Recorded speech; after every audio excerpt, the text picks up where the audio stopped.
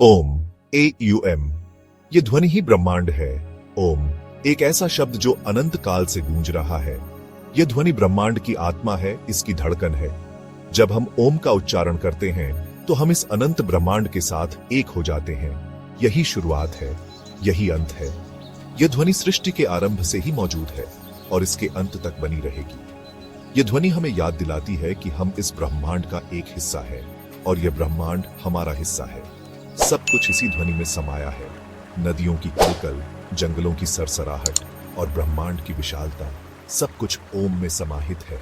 यह ध्वनि हमें प्रकृति के साथ जोड़ती है, हमें उसकी सुंदरता और उसकी शक्ति का एहसास कराती है। यह बहुत शक्तिशाली है, यह पवित्र है। ओम की ध्वनि में एक अद्भुत शक्ति है जो हमारे मन और आत्मा को शांति और संतुलन प्रदान करती है। यह ध्वनि हमें हमारे भीतर की गहराइयों में ले जाती है, जहां हम अपने सच्चे स्वरूप को पहचान सकते हैं। हम अपनी साधना ओम से शुरू करते हैं। यह ध्वनि हमें ध्यान की गहराइयों में ले जाती है, जहां हम अपने मन को शांत कर सकते हैं और अपने आत्मा के साथ जुड़ सकते हैं। ओम का जाप हमें हमारे भीतर की शांति और संतुलन को खोजने में मदद करता है। यह हमें परमात्मा से जोड़ता है। ओम की ध्वनि हमें उस परमात्मा से जोड़ती है जो इस ब्रह्मांड का सृजन करता है। यह ध्वनि हमें उस अनंत शक्ति का एहसास कराती है जो हमारे जीवन को दिशा और उद्देश्य प्रदान करती है। यह हमारे मन को शांत करता है। ओम का जाप हमारे मन को शांति और संतुलन प्रदान करता है। यह ध्वनि हमें हमारे भीतर की अशांति और तनाव को दूर करने में मदद करती है और हमें एक गहरी शांति का अनुभव कराती है। यह हमें आंतरिक यात्रा के लिए तैयार करता है। ओम का जाप हमें हमारे भीतर की यात्रा पर ले जाता है, जहां हम अपने सच्चे स्वरूप को पहचान सकते हैं। यह ध्वनि हमें हमारे भीतर की गहराइयों में ले जाती है, जहां हम अपनी आत्मा के साथ जुड़ सकते हैं। ओम सिर्फ एक ध्वनि नहीं है, यह एक कंपन है जो हमारे शरीर और आत्मा को शांति और संतुलन प्रदान करता है। यह ध्वनि हमें हमारे भीतर की गहराइयों में ले जाती है, जहां हम अपने सच्चे स्वरूप को पहचान सकते हैं। ये एक कंपन है, ये सृष्टि का कंपन है। ओम की ध्वनि सृष्टि की धड़कन है जो हमें इस ब्रह्मांड के साथ जोड़ती है। यह ध्वनि हमें उस अनंत शक्ति का एहसास कराती है जो हमारे जीवन को दिशा और उद्देश्य प्रदान करती है। जब हम ओम का जाप करते हैं तो हम खुद को इस सृष्टि के साथ जोड़ लेते हैं। यह ध्वनि हमें हमारे भीतर की गहराइयों में ले जाती है, जहाँ हम अपने सच्चे स्वरूप को पहचान सकते हैं। ओम का जाप हमें हमारे भीतर की शांति और संतुलन को खोजने में मदद करता है। हम ब्रह्मांड के साथ एक हो जाते हैं। ओम की ध्वनि हमें इस ब्रह्मांड के साथ एक होने का एहसास कराती है। यह ध्वनि हमें उस अनंत शक्ति का एहसास कराती है जो हमारे जीवन को दिशा और उद्देश्य प्रदान करती है। ओम का जाप हमें हमारे भीतर की शांति और संतुलन को खोजने में मदद करता है और हमें इस ब्रह्मांड के साथ एक होने का एहसास कराता है। ओम के बाद हम जप करते हैं कृपानिधि नमः। ये मंत्र बहुत शक्तिशाली है। ये ईश्वर का आह्वान करता है, ये करुणा के सागर को पुकारता है। ये मंत्र एक प्रार्थना है, ये समर्पण है। हम अपनी सीमाओं को समर्पित करते हैं, हम अपने अहंकार को समर्पित करते हैं, हम कृपा मांगते हैं। कृपानिधि नमः एक यात्रा है। ये अंधकार से प्रकाश की यात्रा है, ये अज्ञान से ज्ञान की यात्रा है। ये मंत्र दिव्य मां को समर्पित है। वो सारी सृष्टि का स्रोत है, वो करुणा की मूर्ति है, वो रक्षक है।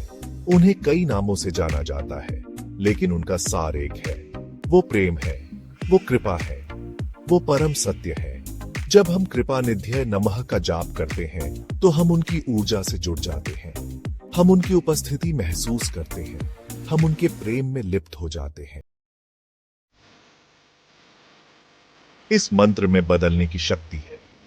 ये हमारे जख्मों को भर सकता है, ये हमारे डर को दूर कर सकता है, ये हमारी असली क्षमता को जगा सकता है।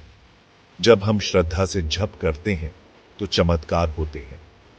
हमारा मन शांत हो जाता है, हमारा हृदय खुल जाता है, हम सच्चा आनंद अनुभव करते हैं। ये मंत्र एक साधन है, ये आत्म साक्षात्कार का साधन है, ये मोक्ष का साधन है। भाग 5। रहस्यों का खुलासा, शब्द और उनका प्रभाव। इस मंत्र का हर शब्द महत्वपूर्ण है। हर अक्षर ऊर्जा से कंपन करता है। जब हम जप करते हैं तो ये कंपन हमारे अस्तित्व को शुद्ध करते हैं। कृपा का मतलब करुणा, निधि का मतलब खजाना, नमः का मतलब प्रणाम। हम करुणा के खजाने को प्रणाम कर रहे हैं। ये शब्द सिर्फ शब्द नहीं है, ये चाबियां हैं। ये हमारी आंतरिक दुनिया के दरवाजे खोलती हैं।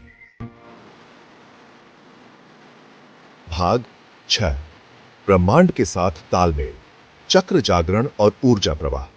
चक्र जागरण एक प्राचीन अभ्यास है जो हमारे भीतर की ऊर्जा को सक्रिय करता है और उसे ब्रह्मांडीय ऊर्जा के साथ जोड़ता है। यह मंत्र हमारे ऊर्जा केंद्रों को सक्रिय करता है। जब हम ध्यान करते हैं और इन मंत्रों का जाप करते हैं तो हमारे शरीर के भीतर स्थित ऊर्जा केंद्र जागृत हो जाते हैं। इन केंद्रों को चक्र कहते हैं।